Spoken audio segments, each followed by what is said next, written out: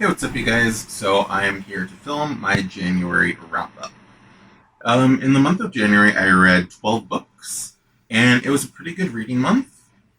I actually really liked basically everything I read, except for like one book, pretty much. Two books, kind of. So the first two books are kind of like a cusp thing. I read most of them in December, but ended up finishing them in January. And the first one is A River of Stars by Guy Gabriel Kay. I decided that I wanted to finish his whole catalog, minus the. So I picked this up because I just wanted to knock out all of Kay's historical fiction. So the only two that I had left to read were River of Stars and Last Twilight of the Sun. River of Stars I absolutely loved, which I honestly wasn't expecting to because this is a kind of sequel to Under Heaven, which I didn't actually enjoy that much. However, it was like objectively a good book. It just wasn't for me personally. But this one I really, really loved.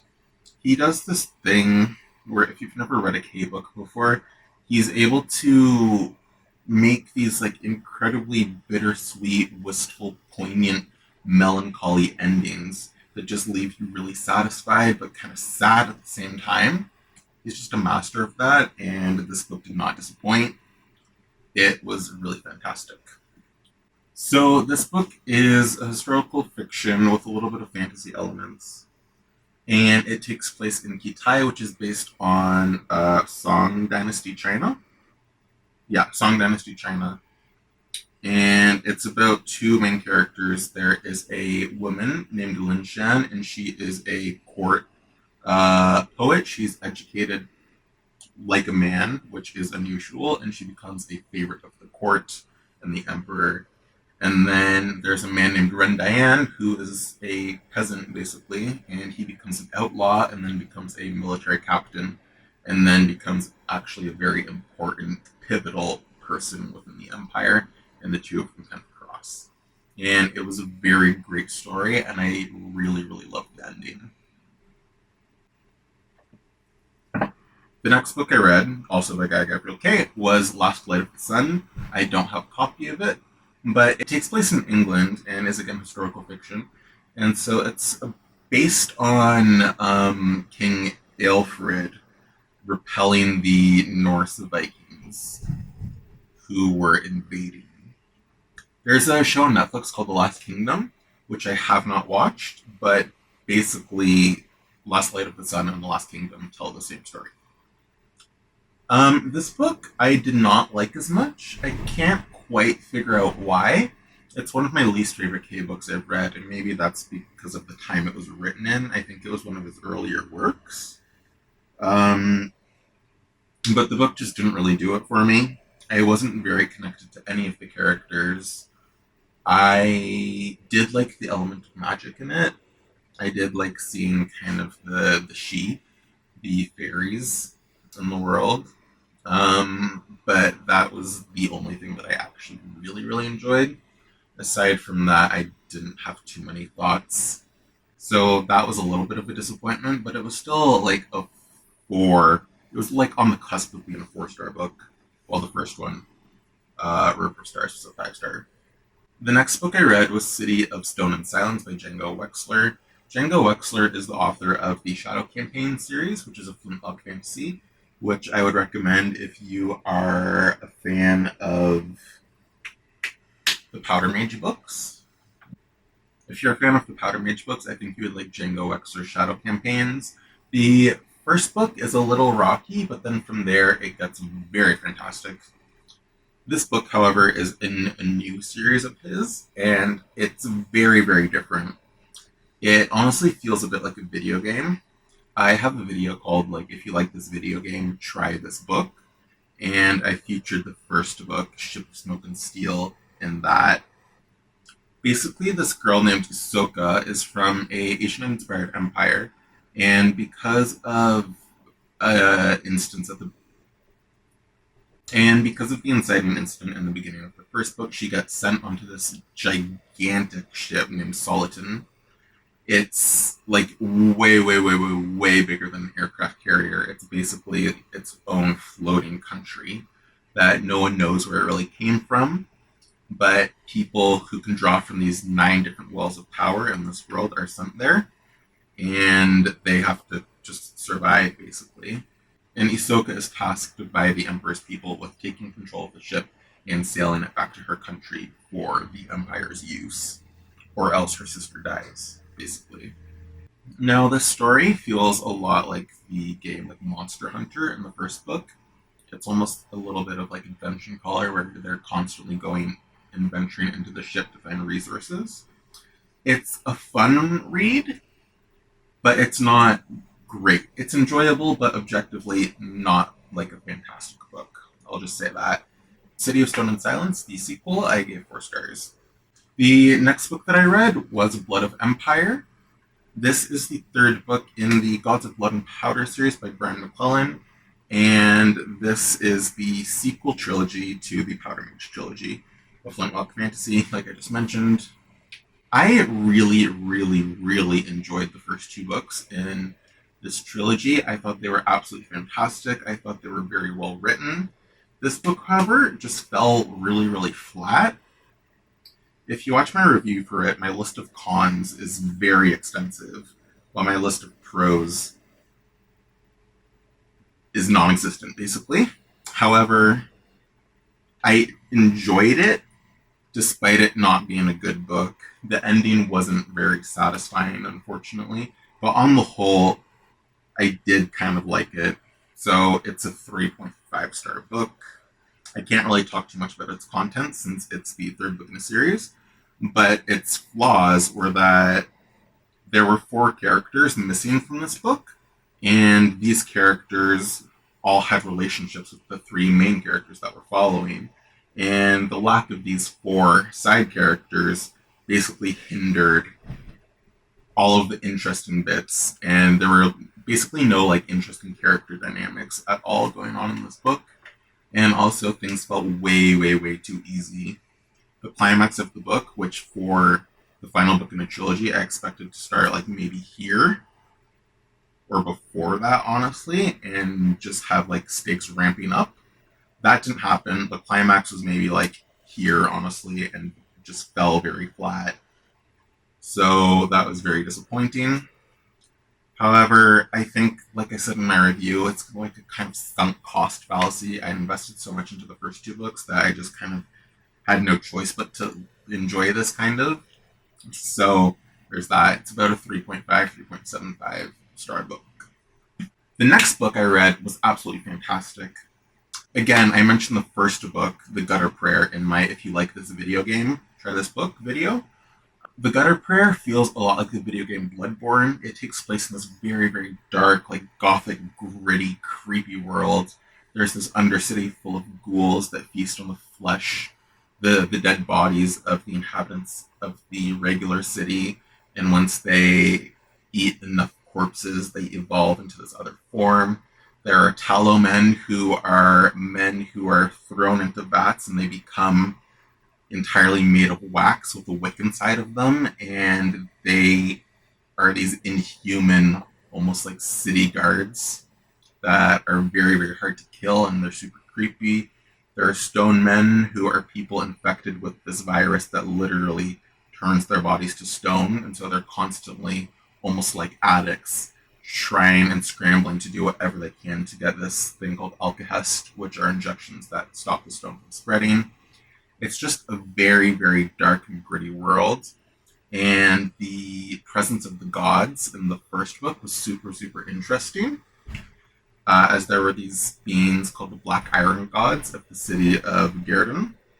In book 2, The Shadow Saint, I don't know if I even mentioned the title until now, but in book 2, The Shadow Saint, we see a lot more gods, as outside of the city of Gerdon, there is this gods war going on between 2 kind of, or 3, I guess, but mainly 2 rival factions. And each of them have their sights set on the city of Gerdon, and they've sent spies into the city, each of them. And book 2 just really expanded on things a lot. We see a whole bunch more saints, which is something that I really love.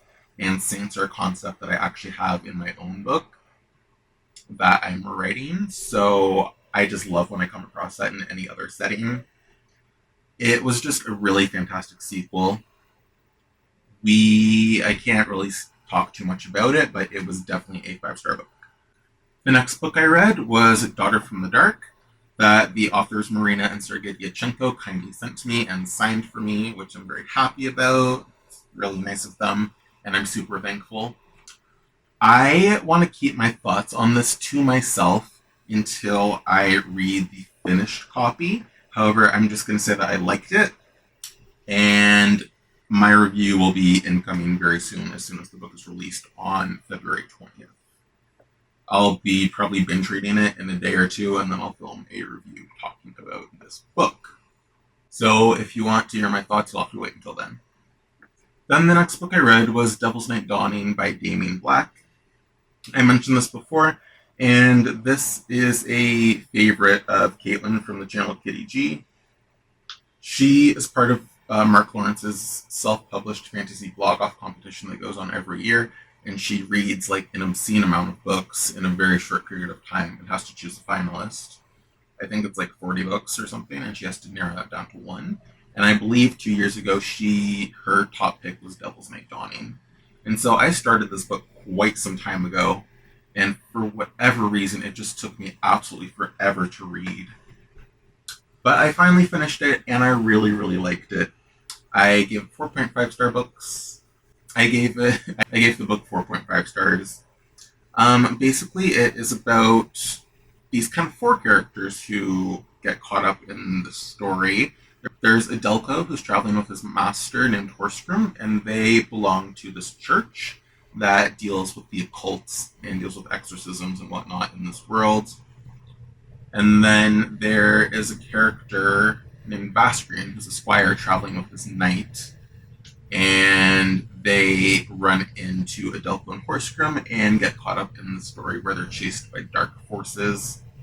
And there is this ancient artifact, this headstone, that is shattered into 4 pieces, and it seems like someone is gathering the pieces together again.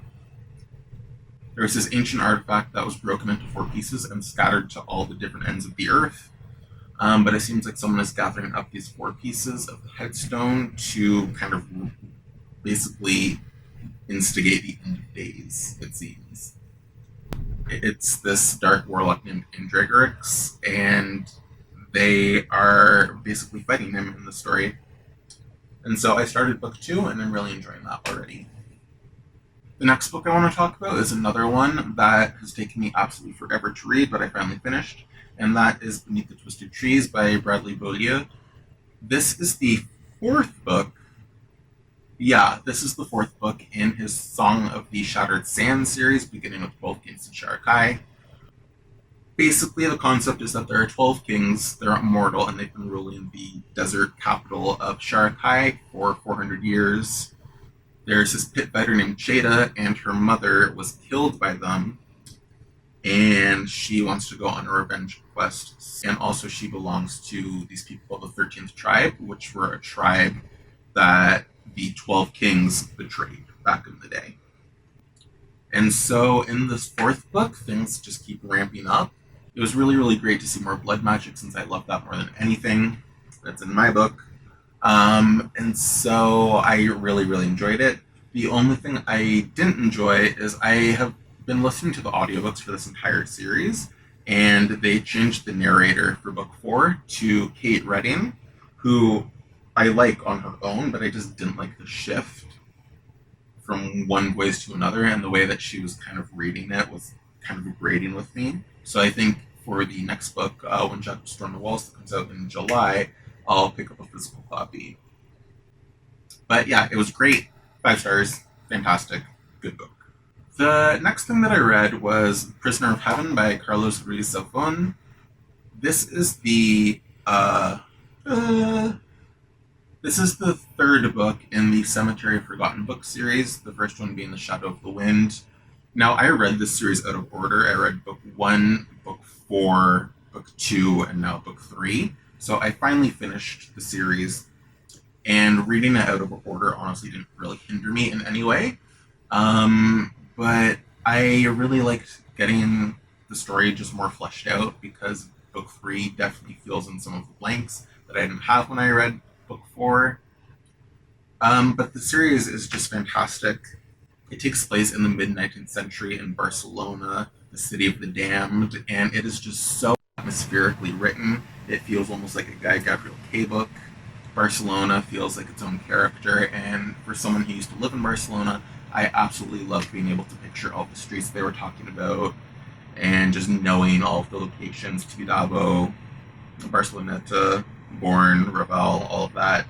I just really, really loved it. I would highly recommend the series, and it's a very great series for book lovers, especially. I think if you liked The Starless Sea by Aaron Morgenstern, you would really, really enjoy The Shadow of the Wind, so definitely check that out. Prisoner of Heaven, I gave 4 stars. Then, after that, we're closing in on the end, only 3 more books to go. After that, I read The Sixth Strand by Melissa McPhail. This is the 5th book in her Pattern of Shadow and Light series. I saw that Daniel Green just got Sephiroth's Hand in the mail. I encourage you all to go to his channel and spam that he has to read it because it's a really great series for Wheel of Time fans. Melissa McPhail did not disappoint. I really, really loved everything about the book, pretty much everything about the book, because the series just keeps expanding. In book one, we start off with like a kingdom, really, maybe a couple kingdoms. And then over the course of these 5 books, it's grown to be the continent, then the entire world, then multiple worlds with the Lumbulil in the center, and then the Realms of Shadow too now in book 5. And it's just getting really, really exciting. I can't wait for the next book. But yeah, it was really, really fantastic. I loved seeing the evolution of the magic system. However, the only part that did drag for me was the explanation of the magic system. I know that sounds kind of contradictory, but I liked seeing more aspects added to it. However, we got a lot of magical theory and explanation of something that really doesn't exist.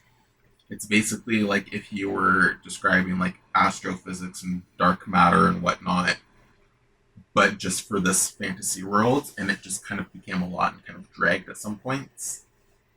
But again, I really, really love this series. I can't recommend it enough, and I rated the book 5 stars. And then the final 2 books were series that I actually talked about in my February TBR video that I just did the other day. But this is a series that I kept seeing recommended to me on Audible, and it has fantastic reviews in terms of like star rating, but I never actually read the reviews.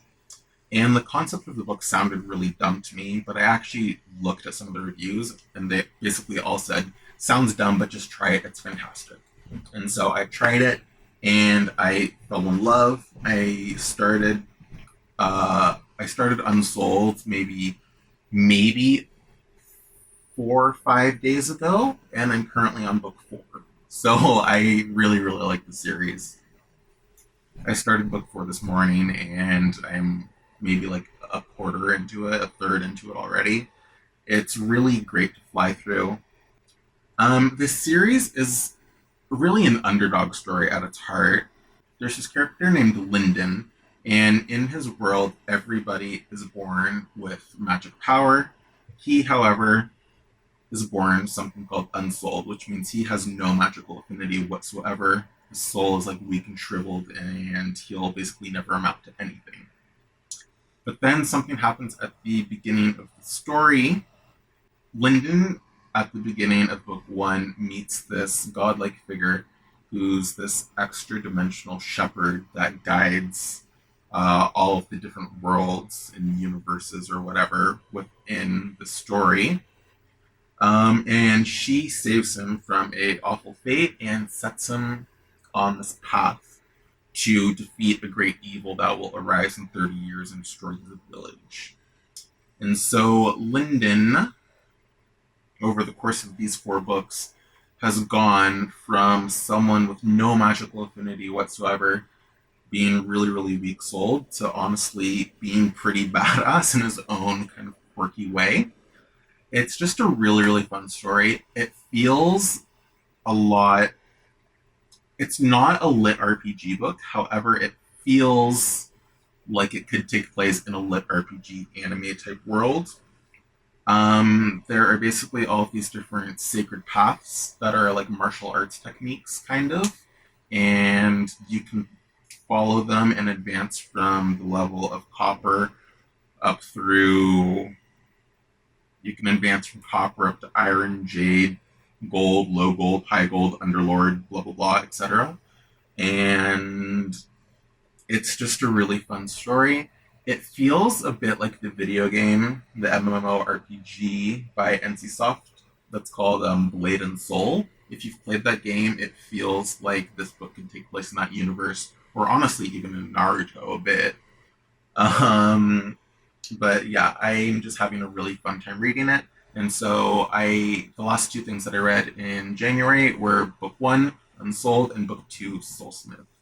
And if you're hesitant about the series, I would say just start it and you'll probably really enjoy it.